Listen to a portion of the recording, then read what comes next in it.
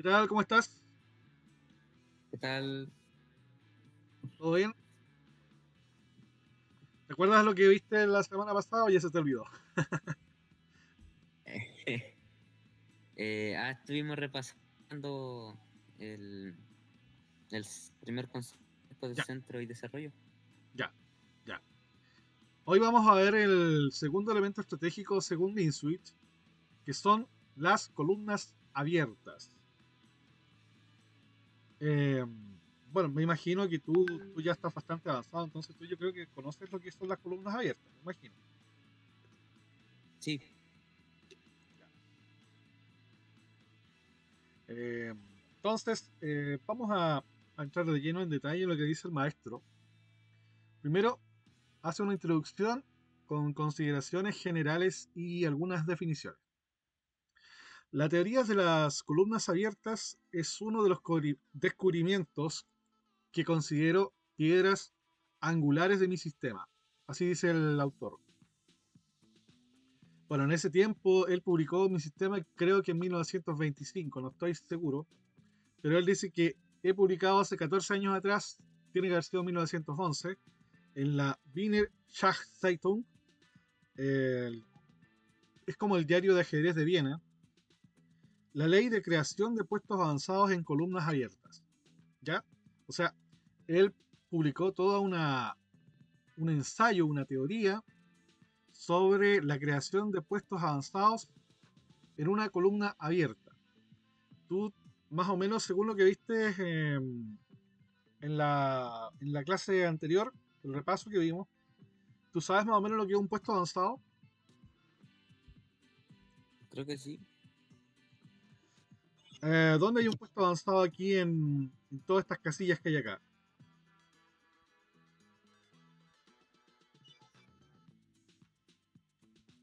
Am, Podría ser la torre en H3 o el peón de D3. Ya.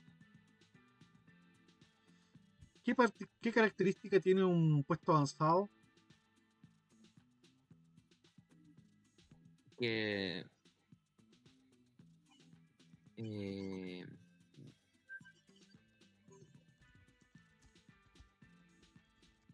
mm, está em, como en la frontera entre los dos, entre las piezas blancas y negras. Ya,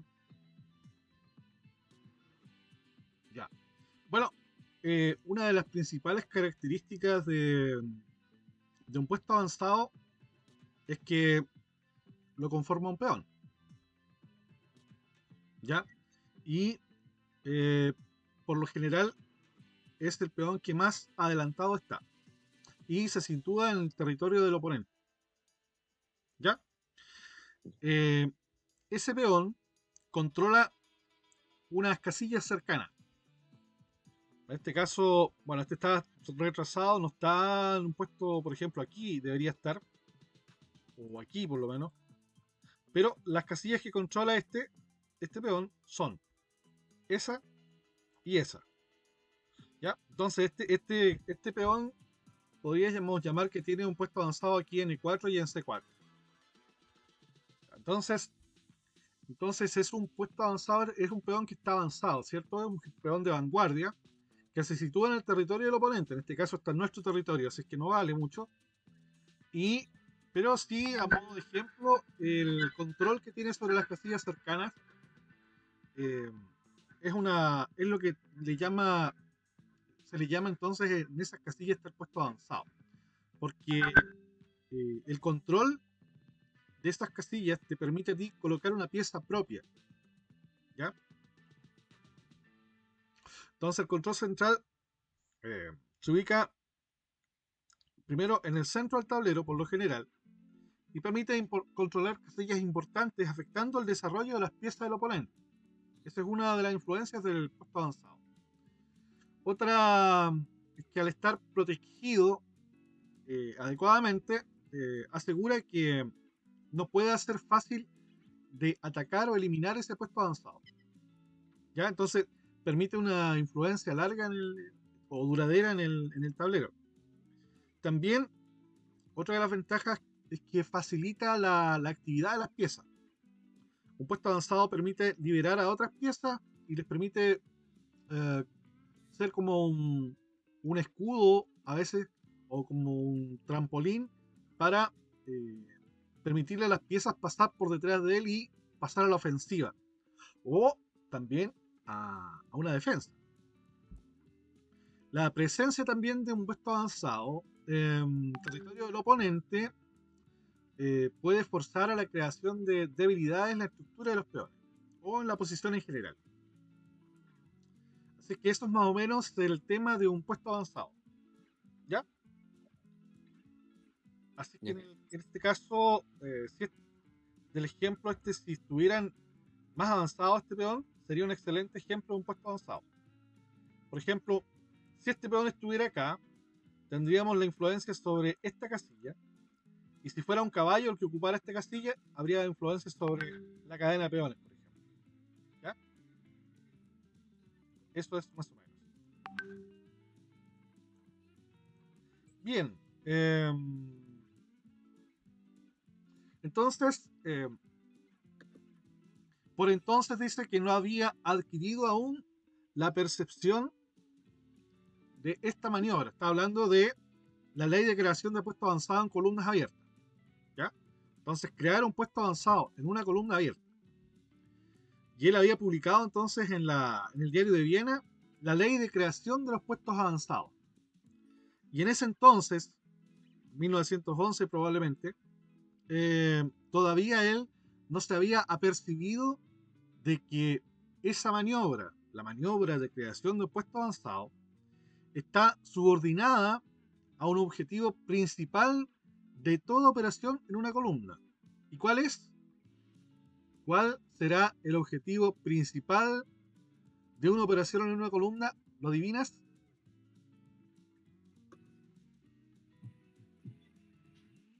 Controlar la columna. Ya, sí, pero hay un objetivo más, que es como el objetivo final más importante.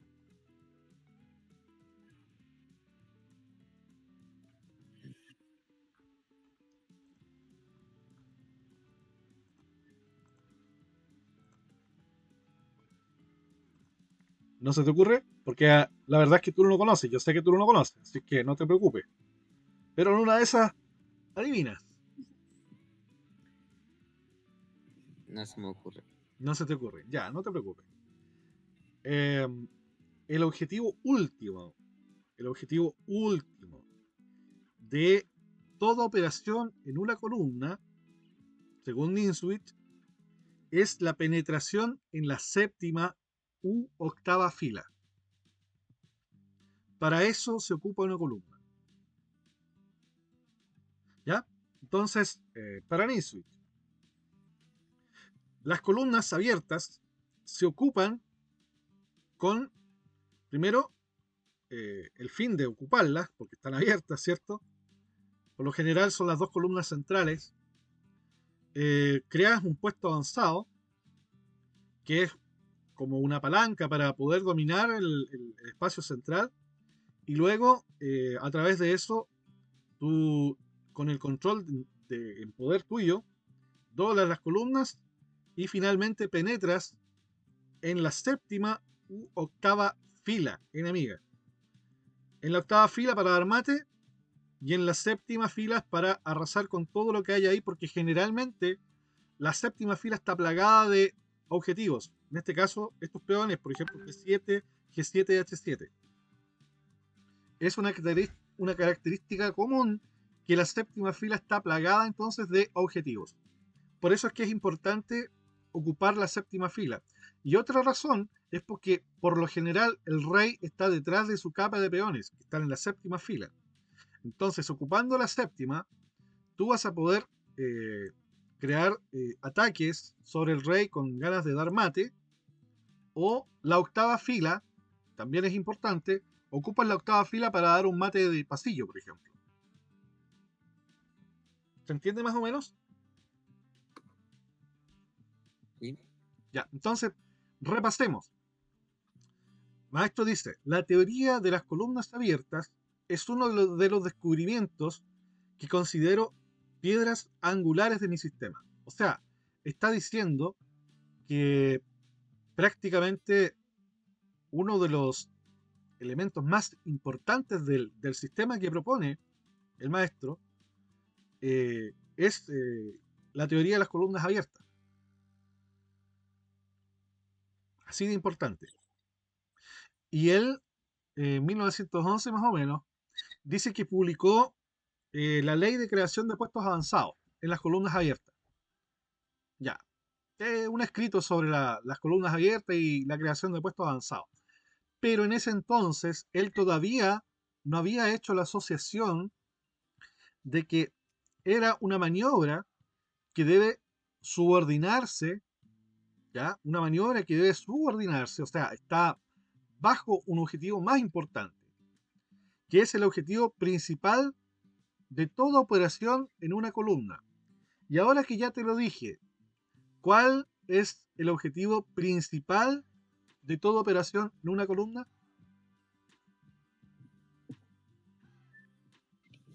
El principal.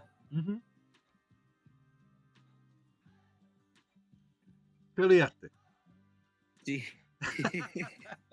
No te preocupes, es muy normal porque son cosas que estás viendo por primera vez. Así es que no hay problema con eso.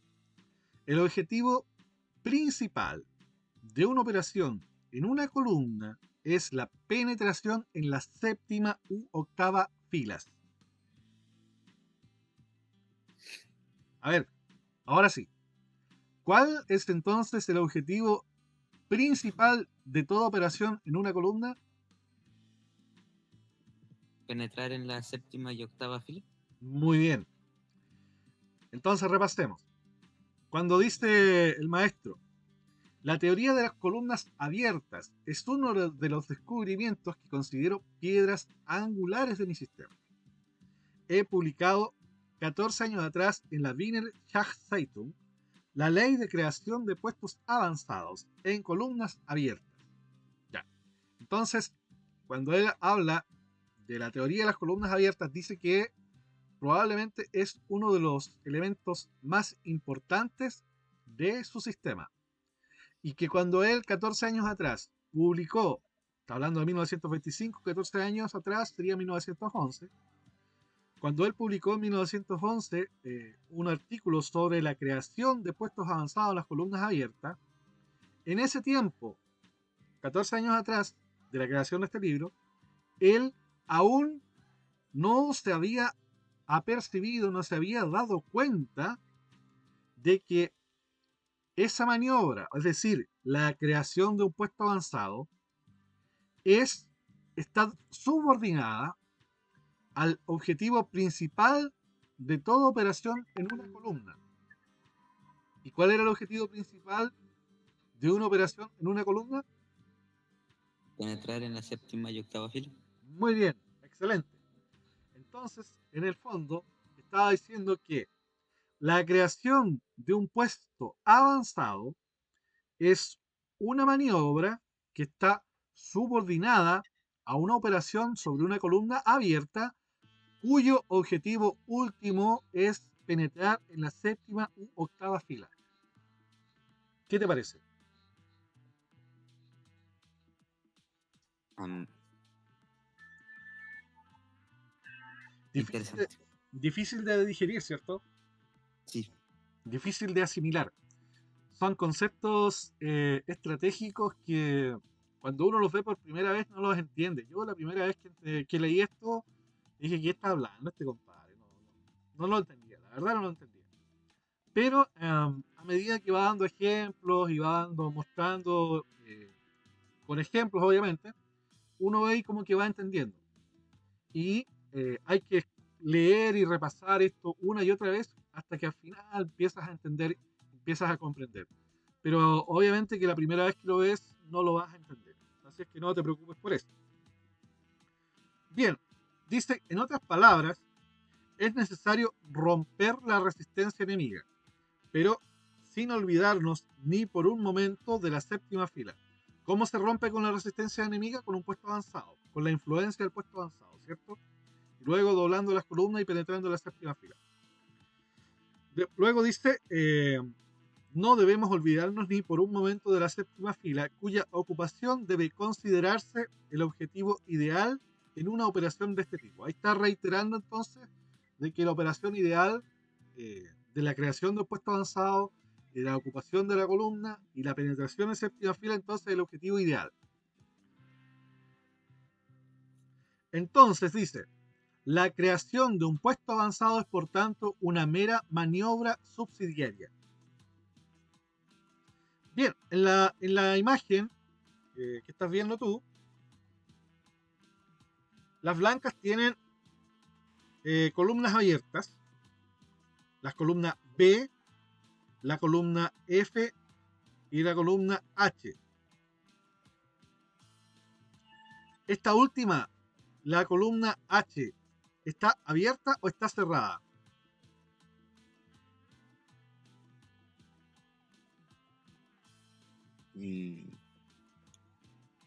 Cerrada, Está cerrada, ¿cierto? ¿Por qué?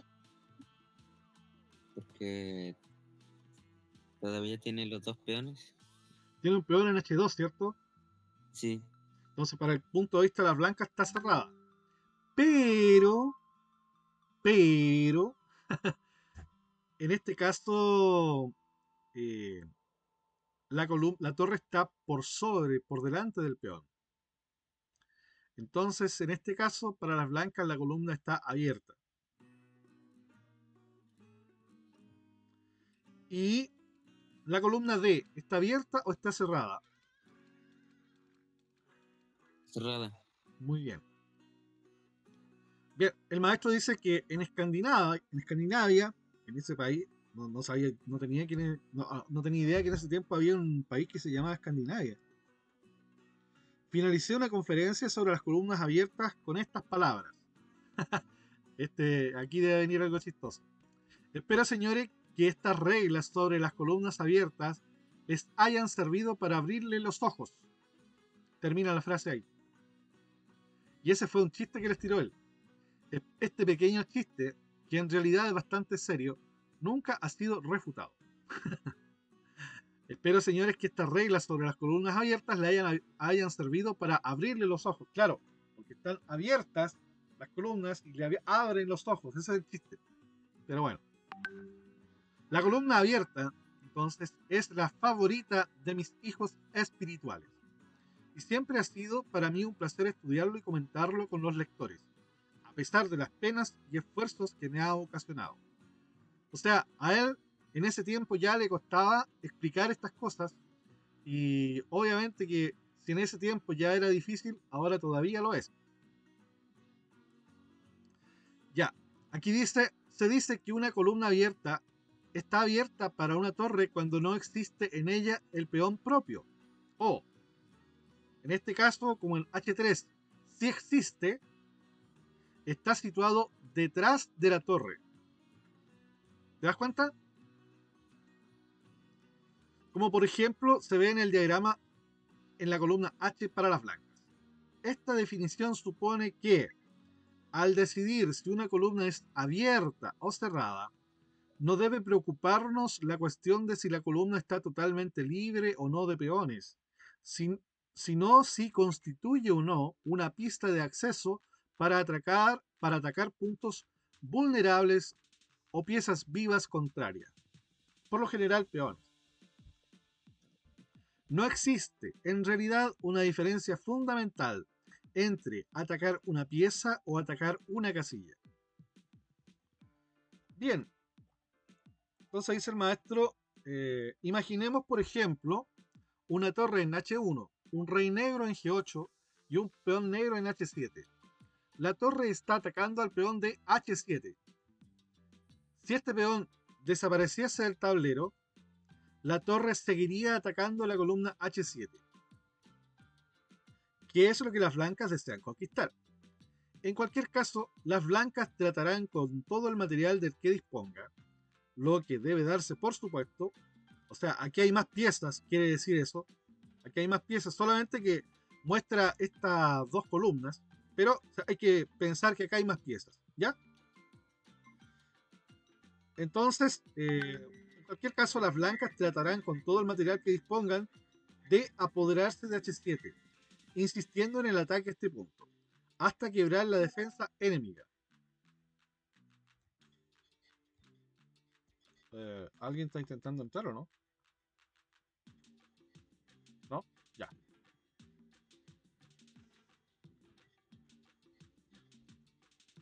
Ya, entonces seguimos. Apoderarse de H7 hasta quebrar la defensa enemiga. Una vez logrado el objetivo, podrán jugar torre H7 o torre por H7 según sea el caso. Y con esto quiero decir que el procedimiento es el mismo, porque el objetivo de ataque es una casilla, se encuentre o no en ella un peón. Pues a efectos de movilidad, el peón, caso de existir, está reducido a la nada, ya que cada objetivo de ataque debe inmovilizarse en la medida de lo posible. Bueno, en el fondo ahí está haciendo énfasis en que el ataque por la columna hacia la séptima está enfocado tanto como si ataca una pieza como si ataca una casilla. Eso es en el fondo. ¿Sí? Sí. Ya. Veamos entonces algo que se llama creación de las columnas abiertas, ya sea por medios pacíficos o agresivos. El asalto al bastión. Ya, de la definición de columna abierta se desprende que una columna se abrirá cuando desaparezca de ella uno de nuestros propios peones. Esta desaparición se producirá pacíficamente si nuestro rival decide cambiar una de nuestras piezas bien situadas, obvio, en caso de que estén centralizadas, y se recupera su pieza con un peón. Su captura entonces con un peón. En el diagrama, las negras juegan, por ejemplo, alfil por E3 y abren la columna F para las blancas. Entonces aquí queda la columna F abierta para las blancas. Procede aquí a enfatizar en la posición central de que la pieza que se captura, procede aquí a enfatizar en la posición central de la pieza que se captura. O sea, la posición central de esta pieza. Hay que enfatizar en la posición central de la pieza. Pues rara vez podemos inducir a nuestro rival a cambiar una pieza que se encuentra en el margen del tablero. O sea, un rival siempre va a tratar de capturar una pieza tuya que esté bien situada en el centro del tablero en vez de capturar una pieza que está alejada del centro. Eso está diciendo. Así lograremos nuestro propósito más rápidamente si la pieza que ocupa una posición central, ya que las piezas así situadas ejercen influencia sobre todos los sectores del tablero y son las que con mayor probabilidad se cambiarán. ¿Entendiste esta parte? Creo que sí. Contra más centralizada esté una pieza, entonces más probabilidad de que la cambien existe, ¿cierto? Sí. Ya. Ya, en el siguiente diagrama puede verse una posición de la partida Thomas Alekhine jugada en Baden-Baden 1925. Les corresponde jugar a las blancas. Los caballos negros están bien centralizados y las blancas se ven obligadas a cambiarlos. Bien, las blancas jugaron caballo por D4,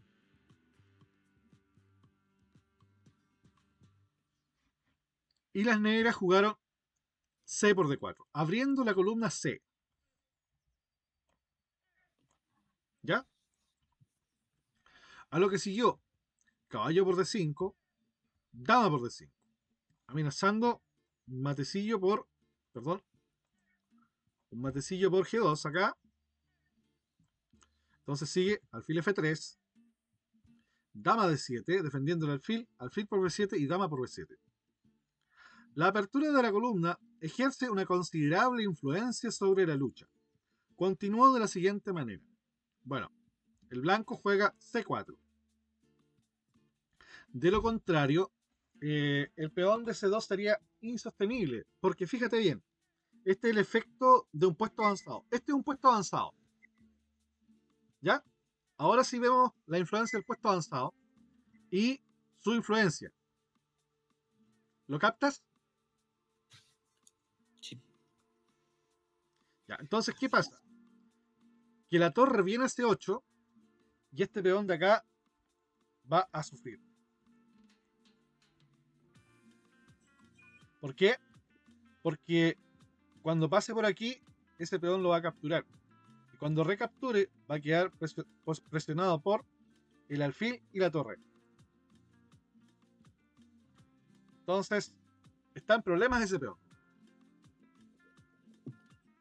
Y antes que la torre llegue, el blanco lo juega. Pero el negro captura.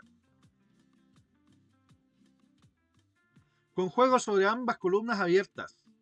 Véase la partida número 11.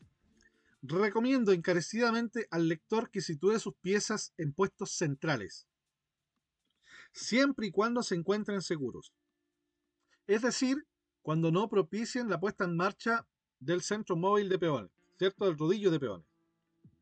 De ese modo su oponente se verá obligado a cambiarlas y en consecuencia podrá usted lograr la ansiada columna abierta. A ver, más o menos, hasta ahora, más o menos con tus palabras, ¿qué has entendido?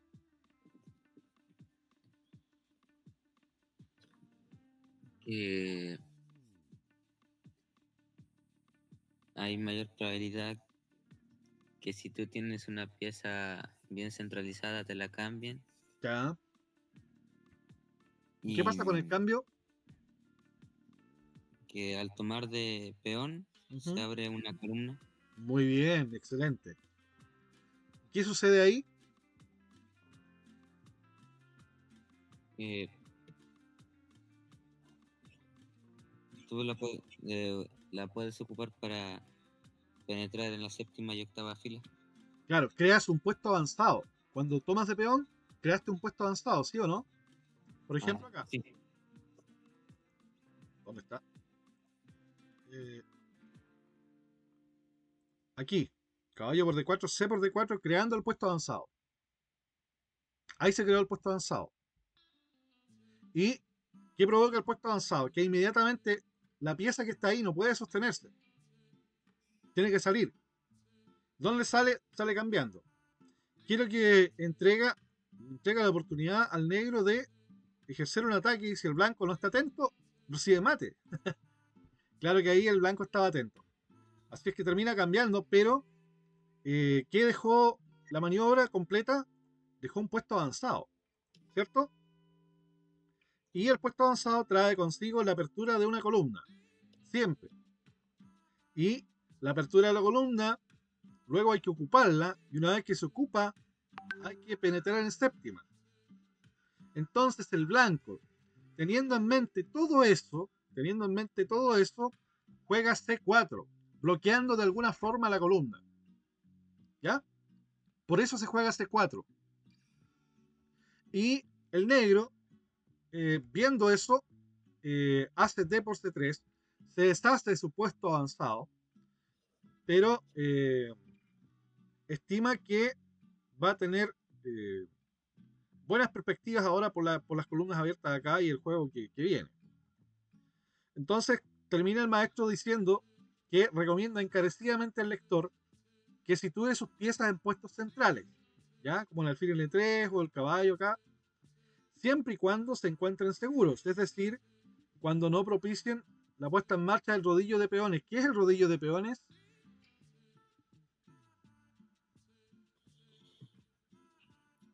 Mm, no estoy seguro de que sea. El centro móvil. Ah, ¿Te acuerdas cuando empezaban a avanzar los peones en el centro móvil? sí.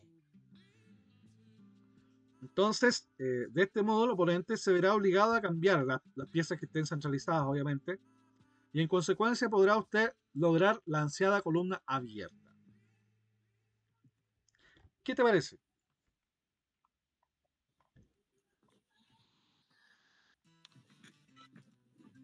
Mm, algo nuevo para mí. Me alegro, me alegro. Ya, entonces, volvamos al primer diagrama. Cuando teníamos esto. Supongamos que el negro jugó alfil B6. En vez de cambiar en E3, ¿te acuerdas que cambiaba en E3 y abría la columna? Ajá, ¿Cierto? A ver, sí. vamos a verlo acá. No. Ahí creo. Sí. Aquí era. Ahí estamos. Entonces, en vez de cambiar aquí, el negro juega acá. ¿Ya? Y ahí estamos ahora. Entonces jugamos. Supongamos que las negras juegan alfil B6. Una forma que podrían jugar las blancas tal vez podría ser dama de 2. Las negras tal vez podrían jugar enroque. Y aquí con blancas, ¿para dónde te enrocas?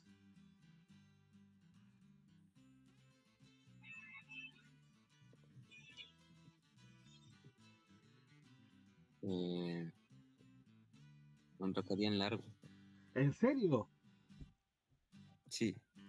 ¡Qué bien! Ese es un alma valiente. Enroque largo. Y acá la típica jugada del principiante. ¿Cuál es la típica jugada del principiante acá? Que tú hayas visto que hacen tus amigos. Em,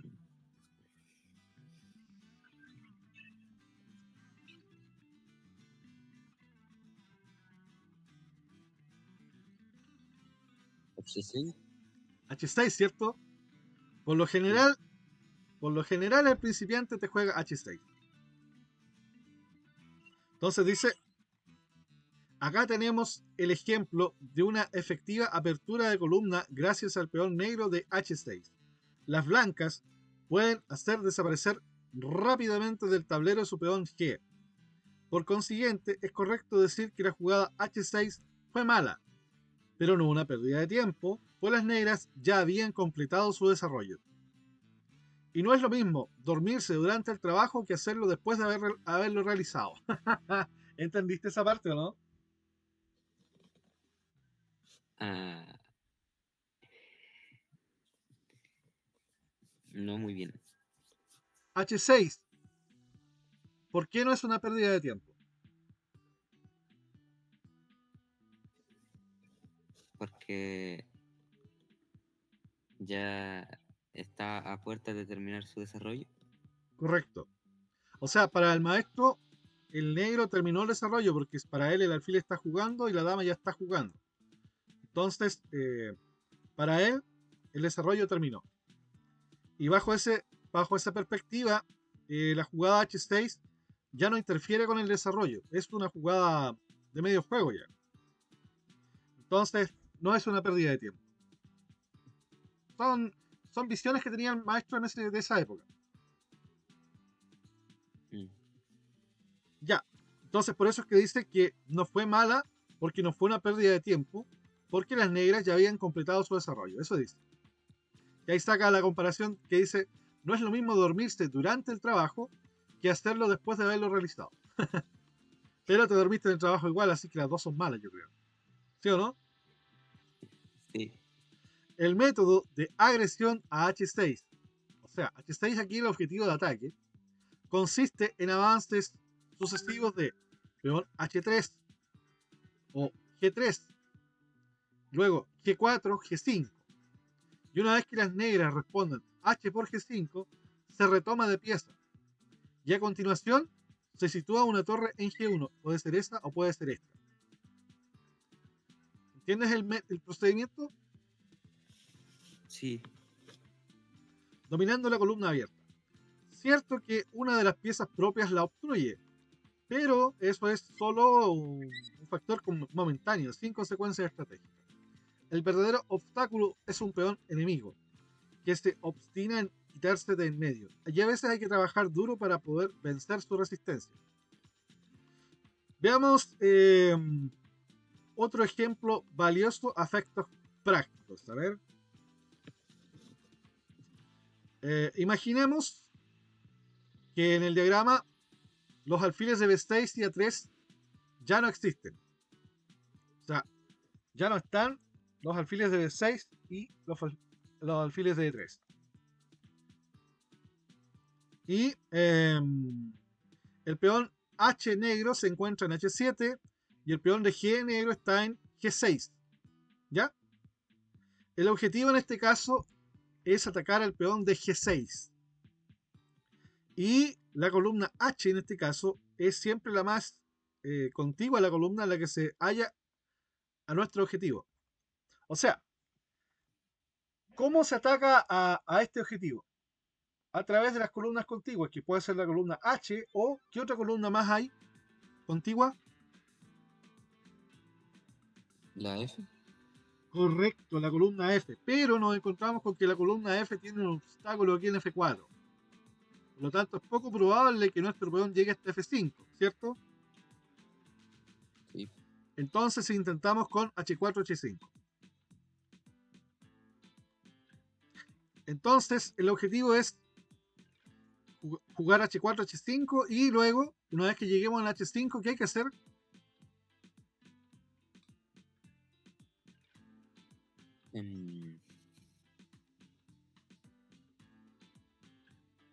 Intercambiar peones.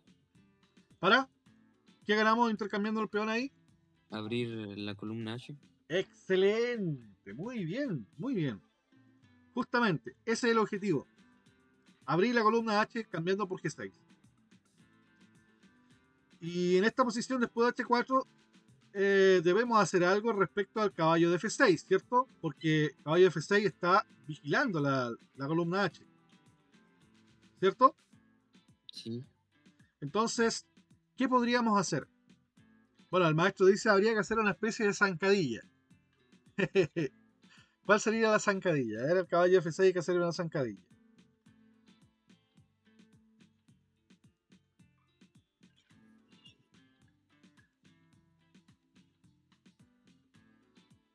Caballo a D5. Excelente, caballo de 5. Muy bien.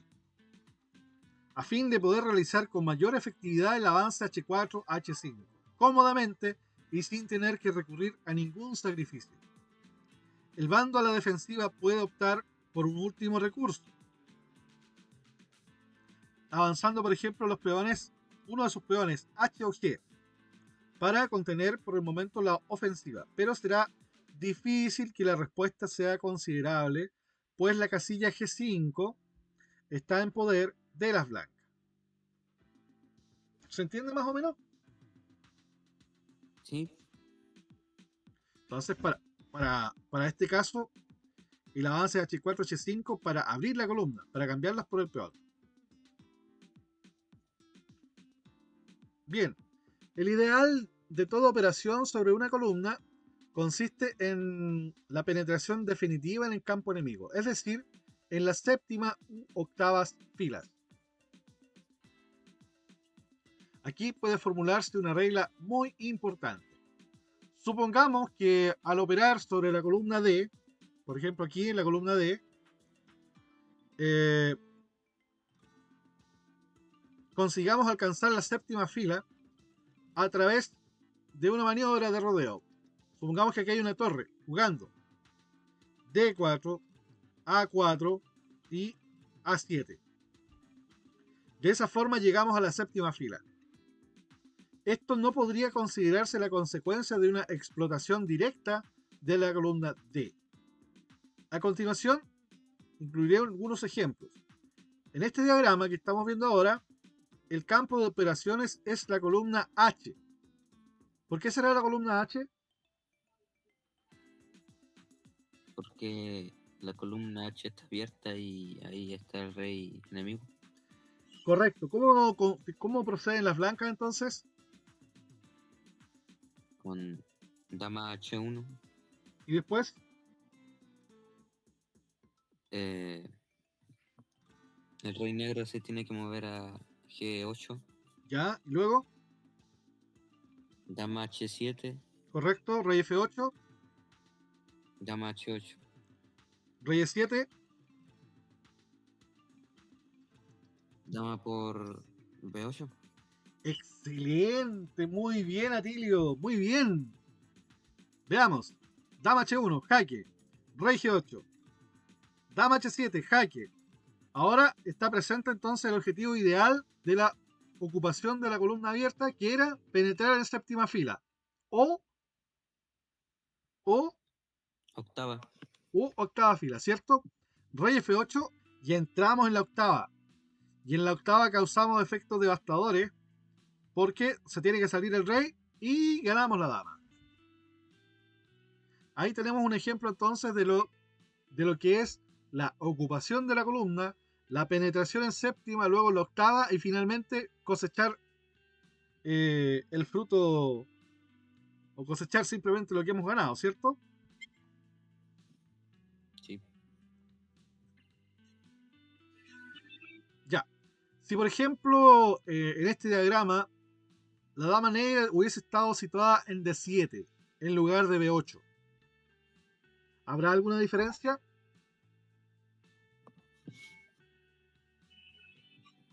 Veamos.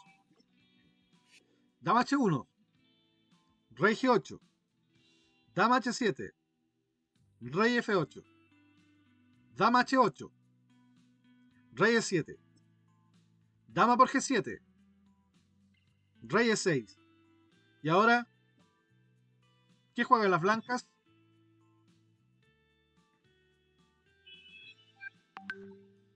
Dama por D7. Dama por D7, Rey por D7 y ahora G7.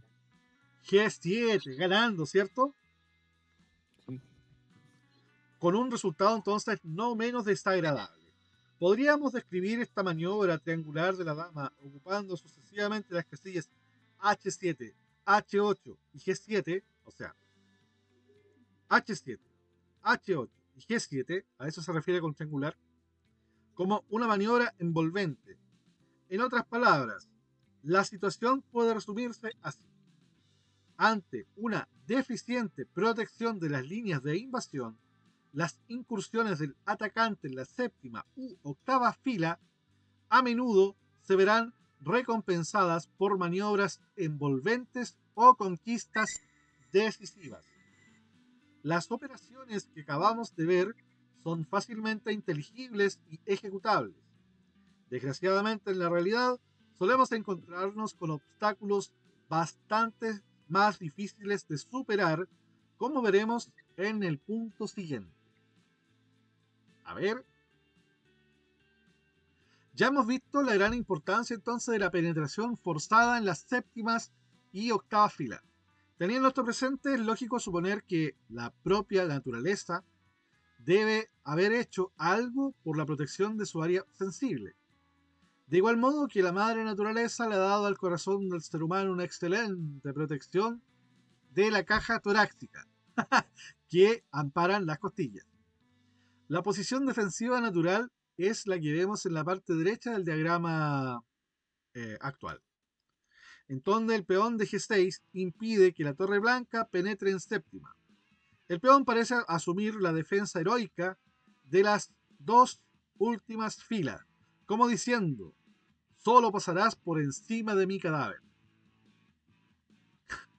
Ya, entonces, a la izquierda de este diagrama, podemos ver que el peón E negro es un obstáculo, ¿ya? Y constituye un protegido por el obstáculo también de B7. O sea, todo esto. A la derecha, el peón de G6 está desprotegido. Entonces, seguimos. Si el peón de G6 estuviese protegido por otro peón, sería quimérico estrellarse contra este muro de granito, acumulando, por ejemplo, fuerzas sobre la columna, o triplicando piezas pesadas. Más práctico sería socavar la protección del peón, por ejemplo, con el avance, eh, si este estuviera defendido por acá, ¿cierto? Sería, por ejemplo, más inteligente socavarlo con el avance H4, H5 y H por. Entonces, de esa forma, este se cambiaría y ahora dejaría de estar protegido. ¿Se entiende esa parte, no? Sí. Ya, entonces, tras lo cual el potente muro se vería reducido a un humilde peón que pide socorro a gritos. En la parte izquierda del diagrama, entonces, el plan de minado es similar. Jugamos B4, B5, B por C6. Con idéntico efecto, ¿cierto? B por C6 y la torre va a capturar al peón C6 y este peón ahora va a quedar totalmente desguarnecido, ¿cierto? Sí. El peón entonces, como hemos dicho, es un defensor nato y por lo tanto el elemento básico de la defensa. La defensa a base de piezas casi puede calificarse de contradicción en los términos. O sea, la defensa básicamente es tarea de los peones, ¿cierto? La defensa con piezas es una contradicción porque las piezas son para atacar. El peón por sí solo sostiene con firmeza su posición sin hacer aspavientos. Por lo tanto, un peón protegido significa un peón defendido por otro peón. Eso es importante aprenderlo, ¿eh? Cuando un peón está bien protegido, cuando está defendido por otro peón. ¿Por qué no con una pieza? A ver,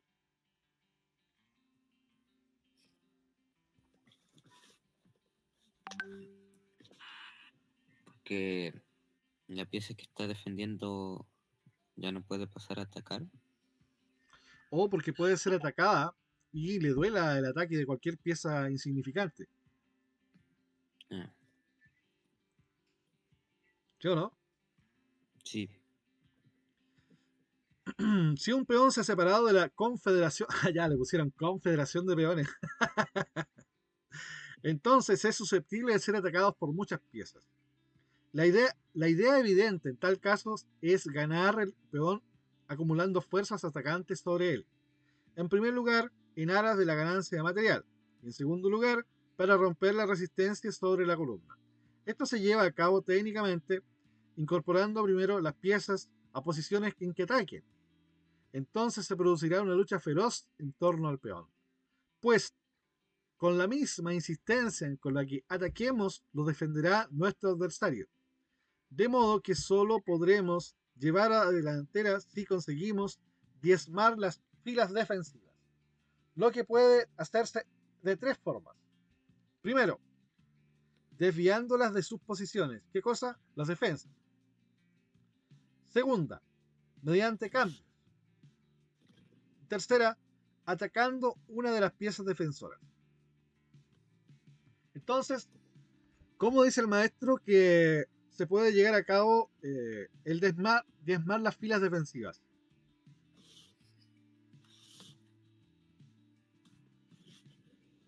Ah, Ya, ¿cómo era? eran tres formas. Primera, desviando las piezas de sus posiciones. Entonces así dejan de defender a los peones. La segunda es a través de cambio. Cambias la pieza que defiende a los peones, entonces la pieza ya deja de defender los peones. Valga la redundancia. Y simplemente atacando a las piezas que están defendiendo. Entonces la primera forma era desviándolas, ¿cierto? Puede ser a través de atracción. Por ejemplo, captura una pieza que está, otra pieza importante que están defendiendo ellas. Entonces de esa forma va a preferir defender la pieza o recapturar y va a soltar al peón. La otra era mediante cambios, simplemente matar la pieza o mediante el ataque a las piezas defensoras. Desde lejos, sin necesidad de cambiarla. Esto significa que trasladamos nuestro ataque del objetivo a sus defensores.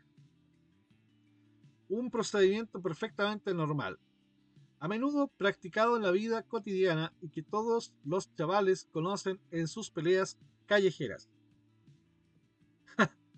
Bueno,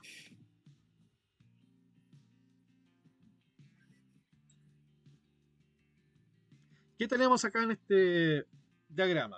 ¿Qué puedes ver?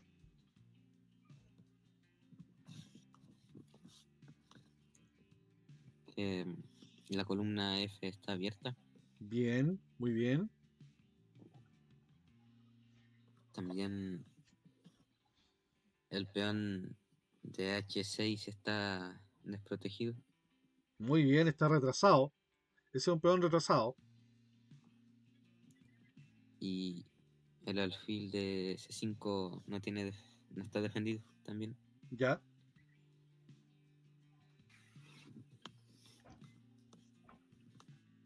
Y tenemos un peón pasado en la columna D. Peón pasado y apoyado, muy bien.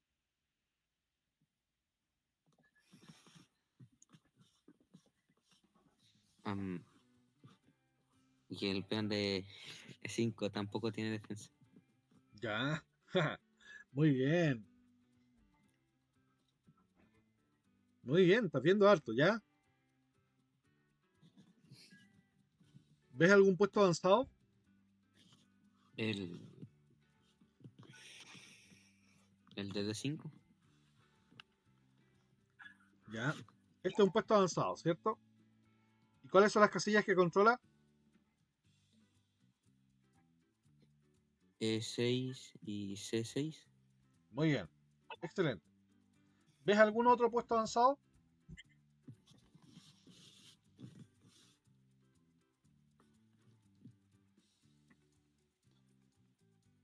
El de G4. Este, eh, G4. este. Sí. Pero está bloqueado. mm, Entonces no habría otro. Ya, pero igual tenemos estos puntos que son puntos de invasión, ¿cierto? Que están sostenidos por estos peones de acá. Así que de alguna forma vendrían siendo unos puestos avanzados, ¿ya? Aunque no están en terreno enemigo. Pero estas Mm, casillas están en terreno enemigo y permiten ocuparlas por un caballo, una pieza pesada, ¿ya? ya. Entonces, tenemos. Aquí tenemos.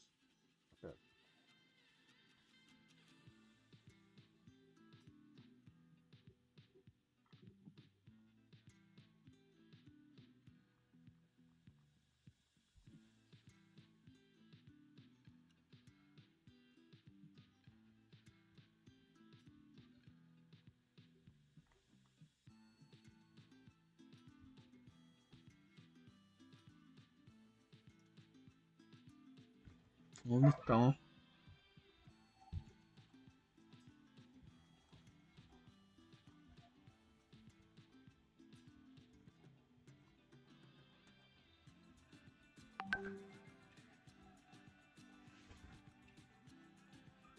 Hoy se va a terminar la clase. A ver, me sale algo, ¿no?